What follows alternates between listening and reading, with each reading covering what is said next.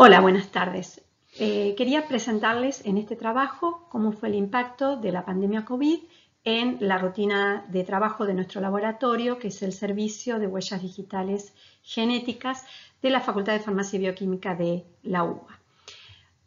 El objetivo de este trabajo es describir cómo funcionó la dinámica de trabajo en el laboratorio, realizar una comparación respecto del año 2019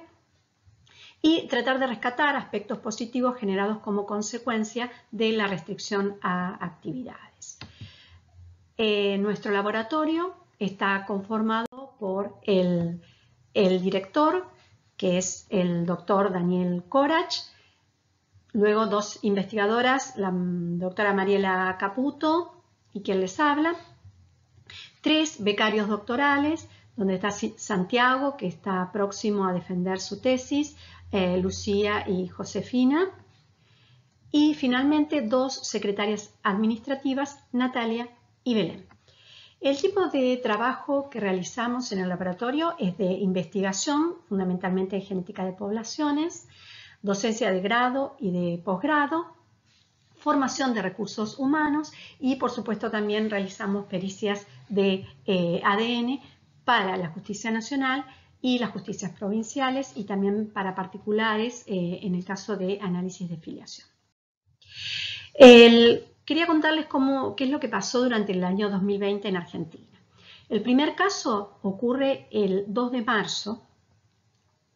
a consecuencia de un viajero que ingresa al país infectado. El 19 de marzo, el Gobierno Nacional declara un confinamiento estricto donde solamente quedan habilitadas las denominadas tareas esenciales. El objetivo de este confinamiento fue fortalecer el sistema de salud mediante la inauguración de nuevos hospitales que permitió duplicar los lugares de internación, sobre todo los lugares de terapia intensiva, capacitar al personal de salud, capacitar también al personal de laboratorio, ya que inicialmente los análisis para diagnóstico de COVID comienzan a realizarse en un laboratorio centralizado que es el Instituto Malbrán en Buenos Aires, y por supuesto retrasar la llegada del pico de pandemia, que esto termina ocurriendo en mediados de octubre, principios de noviembre, con un promedio de aproximadamente 15.000 casos diarios.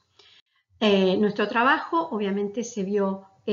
afectado por estas restricciones, sobre todo durante el mes de abril, que no teníamos acceso al lugar de trabajo. Luego nuestra tarea también fue declarada esencial y pudimos comenzar a trabajar en forma presencial a tiempo parcial, dividiendo el equipo de trabajo en dos grupos o burbujas. Si nosotros miramos cómo es la casuística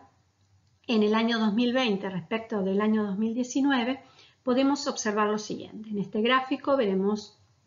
los casos de justicia penal que fueron ingresados durante el año 2019 para análisis de ADN en barras azules y durante el año 2020 en barras de color rosado. Como podemos ver, a partir del inicio de la restricción en la circulación existe una disminución drástica del número de casos ingresados que solo logra recuperarse hacia finales del año 2020. Obviamente, los casos particulares para análisis de ADN se vieron mucho más afectados por esta restricción a causa de la cuarentena, dado que no podían acceder al laboratorio. En comparación, hubo un 45% de disminución de causas en las que se les solicitó análisis de ADN, es decir, causas ingresadas al laboratorio, donde hubo un 56% de disminución de causas particulares y un 44% de disminución de causas de tipo penal. Si miramos el número de muestras analizadas en función del número de causas, tenemos lo siguiente. En nuestro laboratorio analizamos aproximadamente un promedio de 3.000 a 3.500 evidencias por año. En este gráfico vemos el número promedio de muestras por causa analizada. Como podemos observar, hay una disminución drástica hacia los meses de abril-mayo, pero luego se va recuperando a lo largo del año 2020. Sin embargo, a pesar de esta disminución del número de casos analizados, el número promedio de muestras por causa fue superior aproximadamente en un 14% en el año 2020 respecto del año 2019. Inclusive, si hacemos una progresión desde el año 2012, vemos que la tendencia es un aumento del número promedio de muestras que se analizan por causa, en causas penales. Un tipo particular de causas que analizamos en el laboratorio son las denominadas aquellas causas denominadas por muerte violenta, en donde durante el momento de autopsia se toma un hisopado subunguial de cada uno de los dedos de la víctima. Luego esos hisopados subunguiales quedan en resguardo en la morgue judicial y son derivados al laboratorio para análisis de ADN si hay orden judicial. En el año 2020, la cantidad de casos analizados de este tipo aproximadamente se mantuvo respecto de su comparación en el año 2019. Hubo una disminución de aproximadamente un 10%, pero hubo un ligero aumento de causas de este tipo en los cuales la víctima era de sexo femenino. En el año 2015, nuestro laboratorio publicó este trabajo, donde la primera autora es la doctora Mariela Caputo, en el cual se presenta una estadística de la eficiencia de recuperación de perfiles ajenos a la víctima a partir de hisopados subunguiales, donde aproximadamente en un 60% se logra recuperar este tipo de material, y también se establece una correlación de la eficiencia de recuperación de material ajeno en función de la fuerza de los diferentes dedos de la mano, donde hay mayor eficiencia en dedos, por ejemplo, como el mayor, el anular o el pulgar, que son dedos de mayor fuerza a la hora del momento de la defensa ante el ataque. En esta casuística 2019-2020 vemos que la eficiencia de recuperación de material ajeno a la víctima se mantiene aproximadamente en un 60%, aunque tuvimos una eficiencia de casi un 8% más de recuperación de perfil ajeno cuando la víctima era de sexo femenino. Otro tipo de casuística son aquellos casos caratulados como de abuso sexual, donde ya analizamos otro tipo de evidencias, como pueden ser hisopados anales, vaginales o telas manchadas.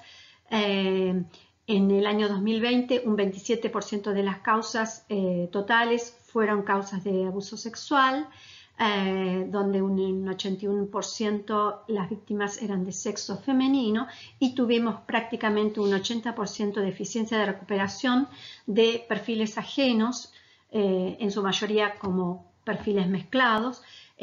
ajenos a la víctima. Otro tipo de casuística interesante a observar es, por ejemplo, la que informa la Oficina de la Mujer de la Corte Suprema de Justicia de la Nación, que año a año hace una estadística muy exhaustiva en relación a los femicidios que ocurren en nuestro país. Desde el año 2015 hasta la fecha, el promedio anual de femicidios es de aproximadamente 250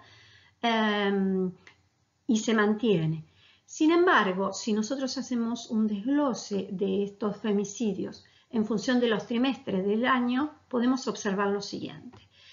En este gráfico está incluida la estadística de 2017 a 2020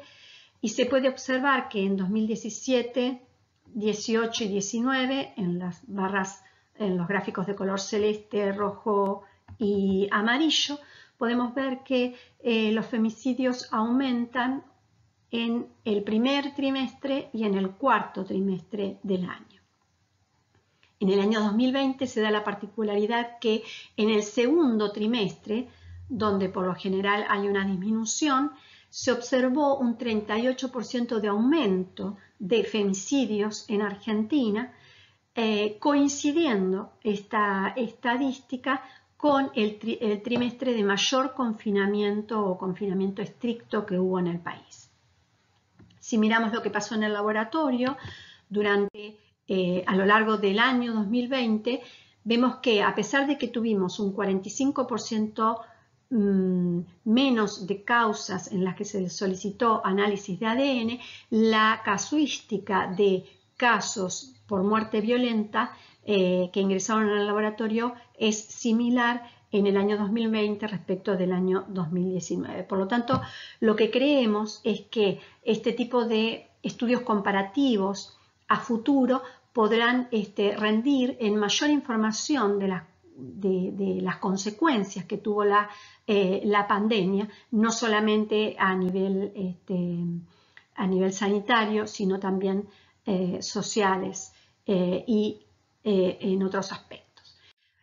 Bueno, finalmente contarles estos aspectos positivos que podemos resumir, como que logramos readecuar el trabajo en condiciones exigidas por el contexto de pandemia, logramos mantener el plazo de realización de la pericia, entregando los informes dentro de los 30 días, como lo hacemos habitualmente, mantuvimos en todo momento la actividad de docencia de grado y de posgrado, aunque sí obviamente tuvimos que readecuarnos a una modalidad